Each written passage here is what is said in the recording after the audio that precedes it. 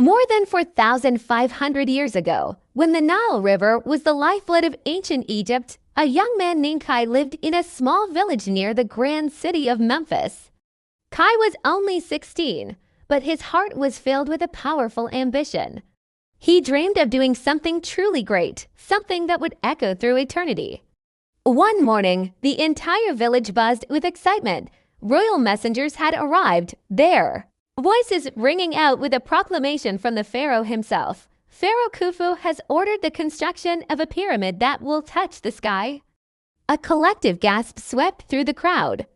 A pyramid bigger than any structure ever conceived. Kai's heart hammered against his ribs. This was his chance, the moment he had been waiting for. He whispered to himself, his voice filled with determination. I want to be part of this. So, Kai's journey began.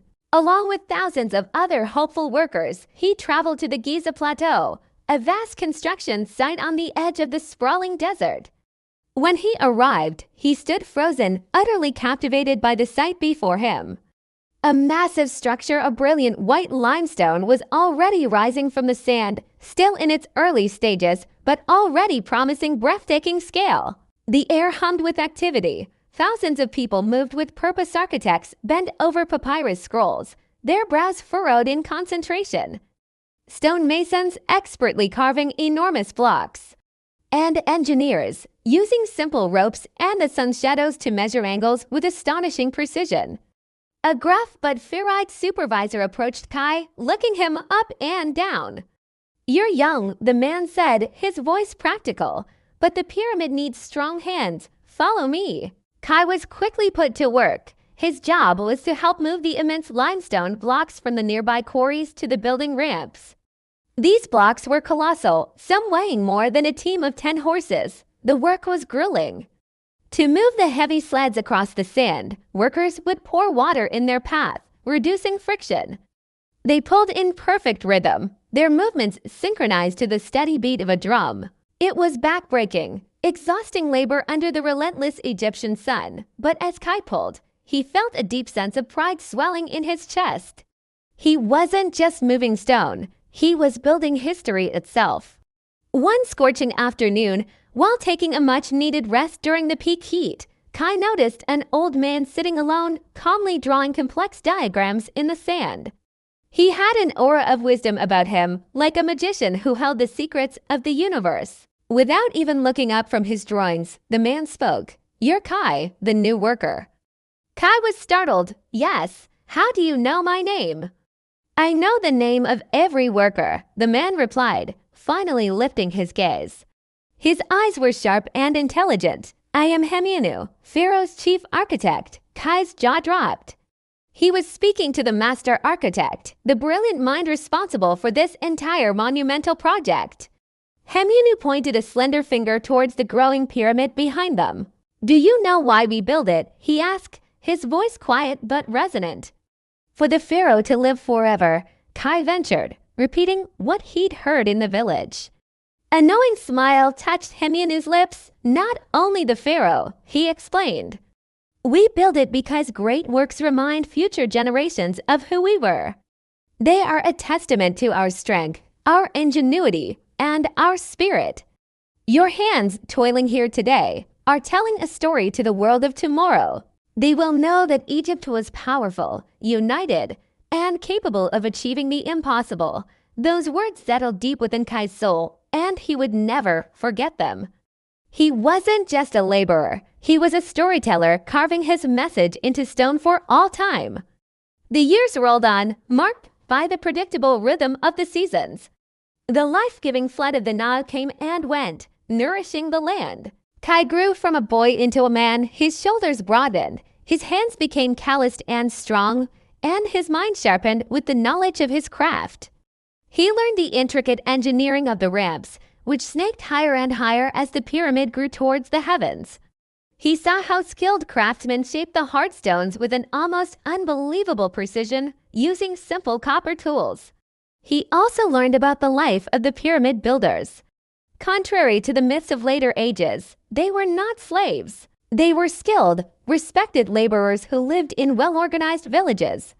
They were provided for, receiving daily rations of bread, onions, fresh fish from the Nile, and beer to quench their thirst. Kai forged deep friendships in the dust and heat of the construction site. The workers would often sing together, their powerful voices rising in unison, the songs keeping their spirits high as they pulled the heavy stones to the beat of the drum. But the work was not without its dangers. It was a world of immense weight and constant risk. One day, tragedy struck close to home.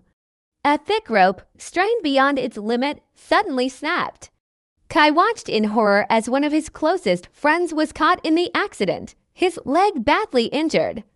Every single stone placed on the rising pyramid carried the weight of such risks. Yet, despite the hardships and the dangers, their resolve never wavered. The pyramid continued its ascent, layer by monumental layer, a testament to their incredible endurance. After nearly 20 long years of tireless effort, the Great Pyramid was almost complete.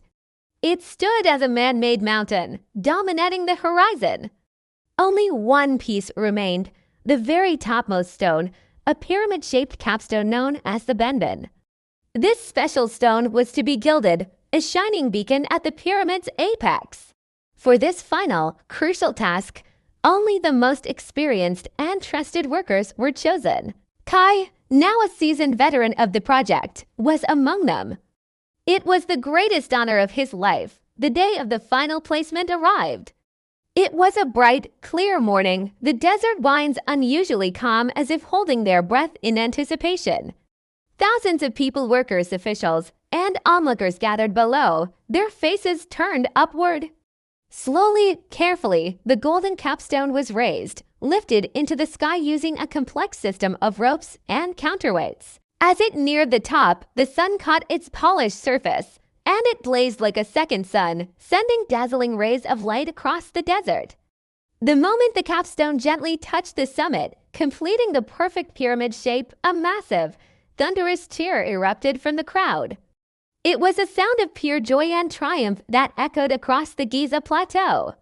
Kai, standing among his fellow workers, felt tears of pride and exhaustion stream down his face. "We did it," he whispered, his voice thick with emotion. "Our hands built a mountain." Many years later, Kai, now an old man with children of his own, returned to the foot of the pyramid. He placed his weathered hand on the cool, smooth surface of a foundation stone. It felt as solid and eternal as the day it was laid. His young son looked up at the colossal structure with wide, wondrous eyes. "Father," he asked, "is it true? Did you really help build this?" Kai smiled, a deep, contented smile. "Yes," he said, his voice filled with a quiet pride. "I did. And one day, when people from distant lands and future ages come to see it, they will stand here, just as we are, and they will know. They will know that this was made by the people of Egypt, people who dreamed big, and who worked together to turn that dream into forever." The wind blew softly across the desert, whispering around the great monument. The pyramid stood tall and unshakable, a silent, powerful guardian of the sands, a timeless tribute to human will, to unity, and to the thousands of hands like Kai's who gave their strength so that their civilization could live forever in history.